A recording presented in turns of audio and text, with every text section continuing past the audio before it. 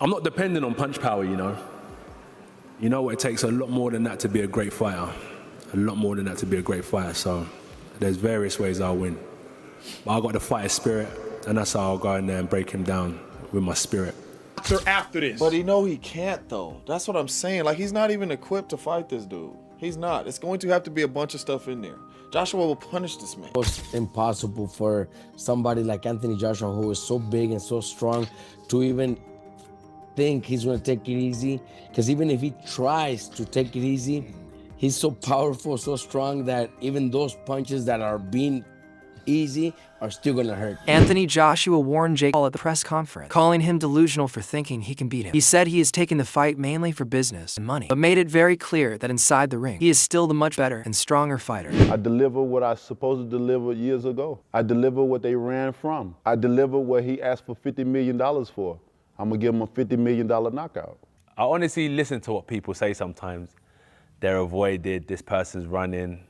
I honestly think some people are deluded.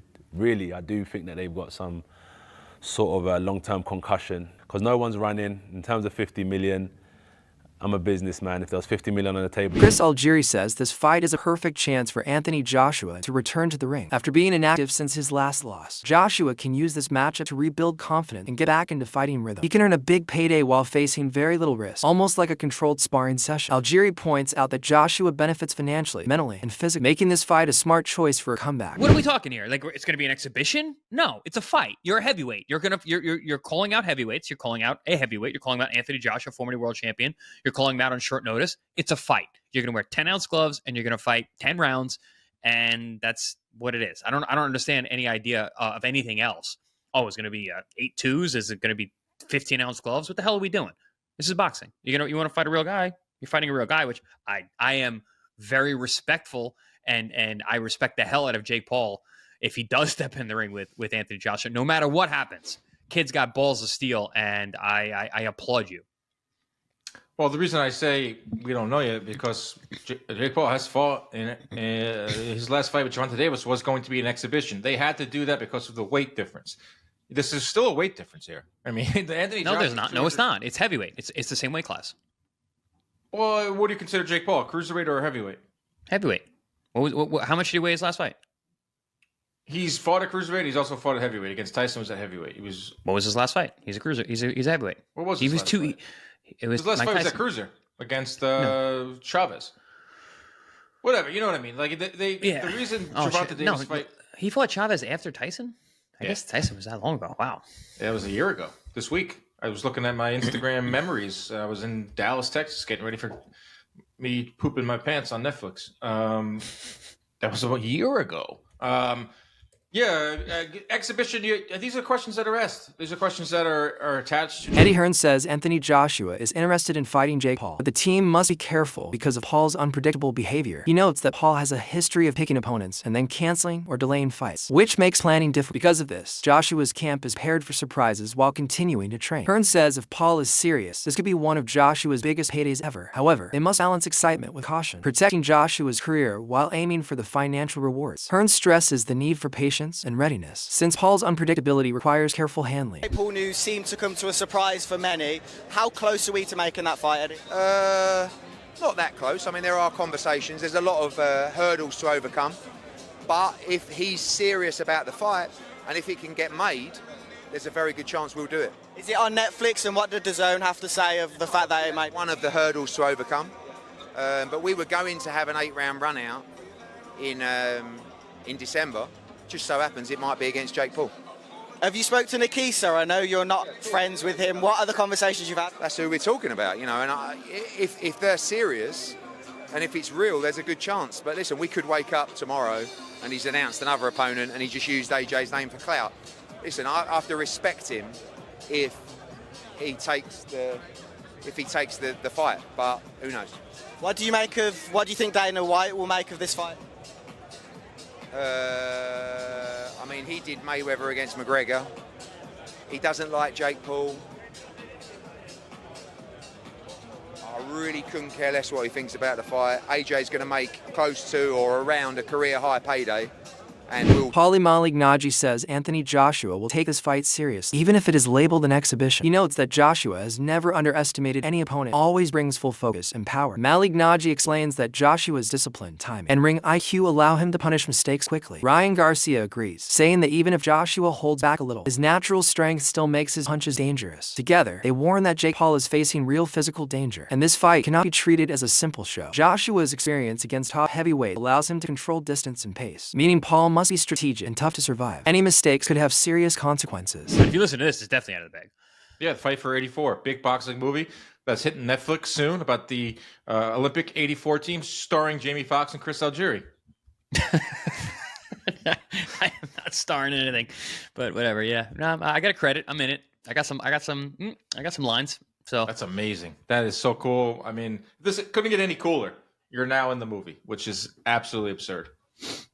yeah, What a day. hopefully, What a life. Hopefully, maybe there'll be more of this. Who knows? Who knows? I think it's just the beginning. I think this podcast is numbered. Our days are numbered. No way. guy's I'm going Hollywood. never letting this go, Dan. This is. I'm a ride or die.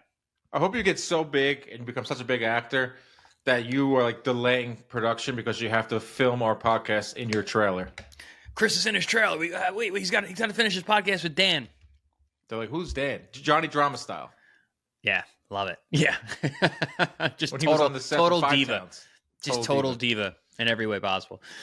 Yes. Like we said, this episode is brought to you by ppv.com. December 6th, we're going to see Pitbull Cruz versus Lamont Roach. And guess what? We're going to talk to Lamont Roach on this episode.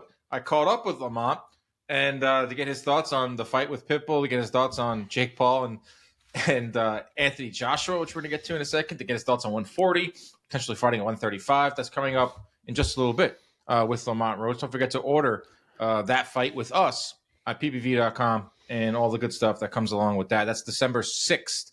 Lamont Roach is an awesome interview. Great guy. Awesome guy. Forget the interview. He's just a good dude. I told you to tell him what's up. You probably didn't. He said, but- what's up? He goes, where is he? I said, he's on a movie set. He goes, oh, yeah. He's got those movie star looks.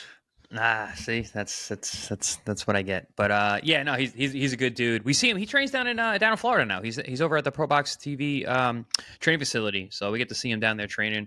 He's whipping on all the guys over there. But good people, good dude. Good. His dad's awesome. His brother Jordan's great. He's another one to look out for. I think is he a flyweight? I think he's a flyweight coming up, or a bantamweight. But yeah, great family, good boxing family, great boxing heritage. Yeah, and I can't wait for that mega card. Big card, December 6th, and he's the headliner. So we're going to get to him in a second. Some big news broke. Shocking news. According to Ring Magazine, Anthony Joshua is going to step in for Gervonta Davis and fight Jake Paul. We don't know yet if it's an exhibition. We don't know yet the rules set. We don't know the date.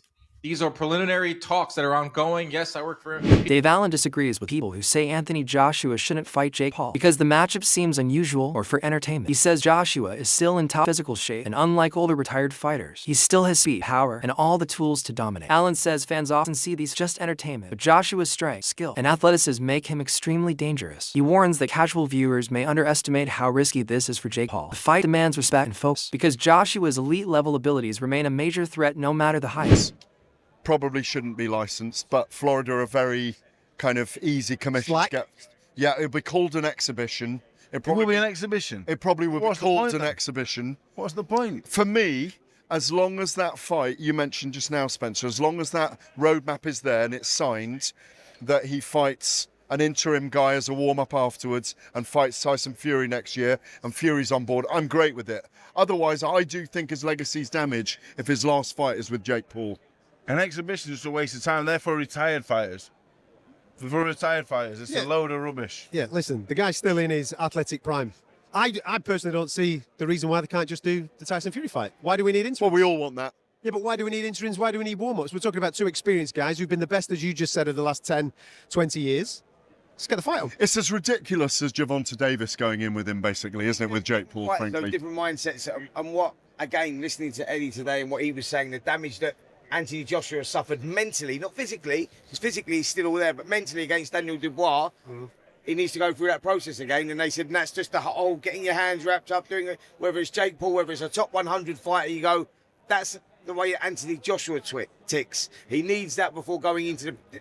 All roads lead to Fury, right? We all know that. Whether Fury. Analysts say Jake Paul is finally facing someone much closer to his level in terms of active competition, unlike the older or retired fighters he has previously fought. While this makes the matchup exciting for fans, it also increases the physical danger for Paul. They emphasize that Joshua's skill, power, and experience are far beyond anything Paul has faced before. The matchup makes sense competitively, but it also carries serious risks for Paul's health. Maybe even bigger than the Mike Tyson fight.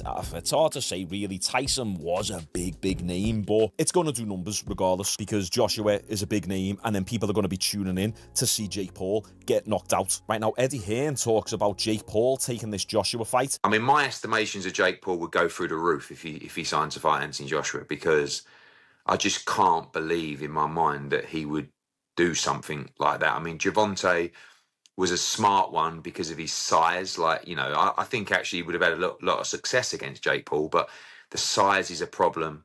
But this would just be, you know, like if Jake Paul was to take the fight with AJ, you'd really have to maybe carry his balls in a wheelbarrow on the ring walk, you know, because AJ wouldn't mess around in there, you know. So it would be huge, but nothing to tell you it's close. Just a few conversations so far. Damn right, if Jake Paul takes this fight, he's got some major balls on him. And I know people hate influencer boxing, but come on, he's not fighting an old, retired, past the prime MMA fighter. No, he's fighting a legit boxer who's massive, 6'5", 6'6", jacked, 240, 250 pounds, shredded, power puncher. Do we need to remind ourselves of what Joshua did to Francis Ngannou? Francis Ngannou was coming off a pretty good performance over Tyson Fury. He didn't get the win in that fight, but you could argue that he did actually win that fight. And Ngannou, throughout his entire MMA career, in 4-ounce gloves, very rarely got hit. He could take a punch. He's got a big,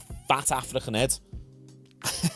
Big, thick neck, traps, back. He just can't really be hit. And look what Joshua did to Ngannou. Out cold. So what do you think Joshua is going to do to Jake Paul? Jake Paul better start loading up on that Trenbolone. He needs to start eating Anavar like Skittles. Analysts stress that Anthony Joshua's background as an Olympic gold medalist and former world heavyweight champion makes him a very serious opponent. They say his technical skill, power, and ring experience are far higher than anything Jake Paul has faced. Joshua can read opponents, adjust his strategy, and land precise, damaging punches. Even small mistakes from Paul could be punished heavily. Gold medalist, unified champion at the heavyweight division.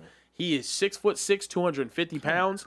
And also, I do think. Oh my God! I do. Yeah, Jake Paul 6'1" and about 220.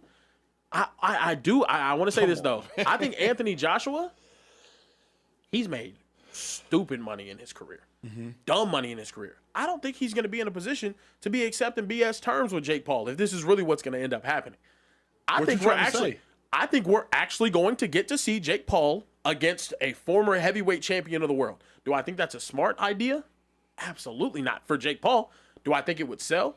Absolutely. Do I think it'd be very interesting and people would tune in to see if he gets his head knocked off? Absolutely.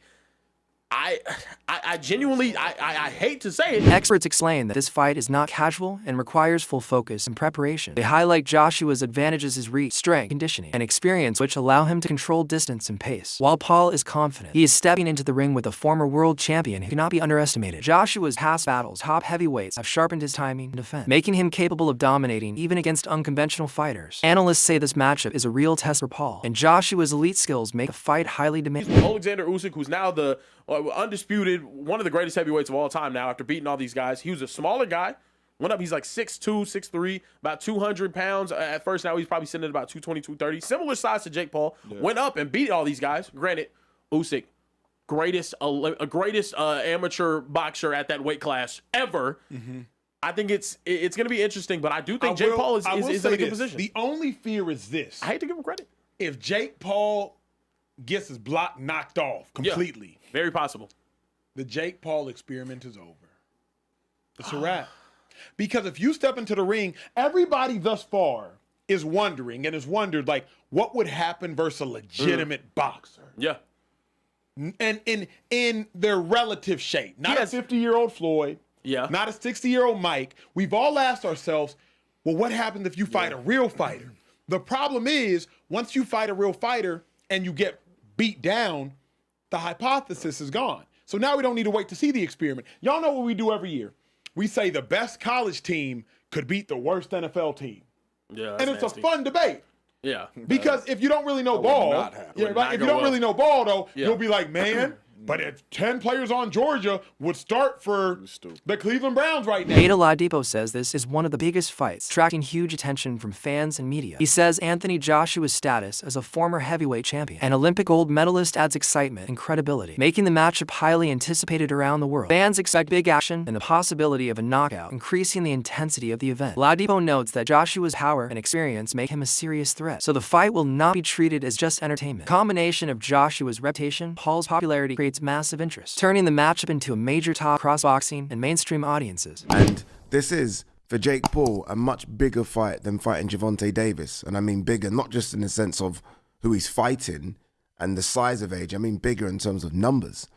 Like Jake Paul versus AJ does way bigger numbers for me than Gervonta versus AJ. I think this actually does bigger numbers than Terence Crawford versus Canelo. I really do. I think this is, again, if it makes money, it makes sense. Let's talk about the negativity. And look, I get it. Like, if you're like me, I still believe, and look, some might say, well, AJ's just going to pick up, who knows what the numbers are, 80, 100 million, right? And then continue on his trajectory or career to potentially become a world champion again. I don't like this pause, if this is just me. I still believe that AJ can do damage in the heavyweight division. I believe that. Again, some people are like, no, he's done. Okay, cool. I believe that AJ can do damage again. I look at the heavyweight division and I remove Alexander Usyk from it, and I'm like, AJ can beat a lot of those guys. So I like the idea of AJ staying busy and having real fights against real heavyweights. So I'm not a fan of this pause, especially considering that we've not seen AJ in the ring since September 2024. It's a long time. It's a long, long time. So if AJ has this fight, we're not going to see AJ in the ring properly until the spring. It's a long, long time. If AJ was busy, and then had this fight in between, I guess I wouldn't be too mad with it. I get it, right? If someone knocks on your door and says, do you want to fight Jake Paul for 100 million? You're like, you'd be stupid to say no. No, I don't want that 100 million for what would be and will be